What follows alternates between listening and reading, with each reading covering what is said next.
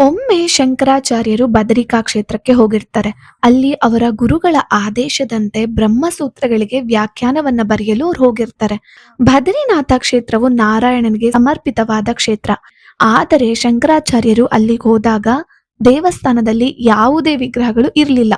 ಅರ್ಚಕನನ್ನ ಕೇಳಿದ್ರೆ ಅರ್ಚಕ ಹೇಳ್ತಾನೆ, ಪರದೇಶದವರ ಭೀತಿಯಿಂದ ಅದನ್ನ ನಾರದ ಕುಂಡದಲ್ಲಿ ಇರಿಸಿದೀವಿ ಅಂತ ಹೇಳ್ತಾನೆ. ಅಕ್ಕಪಕ್ಕ ಜನ ಎಲ್ರೂ ಹೇಳ್ತಾರೆ ನಾರದ ಕುಂಡದಲ್ಲಿ ಇಳಿಬಾರ್ದು, ಅದು ಪ್ರಾಣಕ್ಕೆ ಅಪಾಯ ಅಂತಲೂ ಹೇಳ್ತಾರೆ.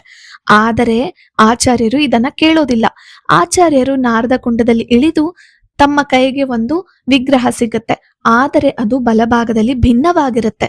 ಆಚಾರ್ಯರು ಭಿನ್ನವಾಗಿರೋ ವಿಗ್ರಹಕ್ಕೆ ಹೇಗ್ ಪೂಜೆ ಮಾಡೋದು, ಅದನ್ನ ಅಲಕನಂದದಲ್ಲಿ ಹಾಕಿ ಮತ್ತೆ ಹುಡುಕಲು ಶುರು ಮಾಡ್ತಾರೆ.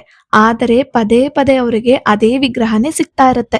ಇಲ್ಲಿ ಭಿನ್ನವಾಗಿರೋದು ಅಂದ್ರೆ ಡಿಫ್ರೆಂಟ್ ಅಂತನೋ ಬೇರೆ ಅಂತನೋ ಅಲ್ಲ. ಭಿನ್ನ ಅಂದ್ರೆ ವಿಗ್ರಹ ಕಟ್ ಆಗಿರೋದು ಅಥವಾ ಮುರಿದೋಗಿರೋದು ಅಂತ ಅರ್ಥ.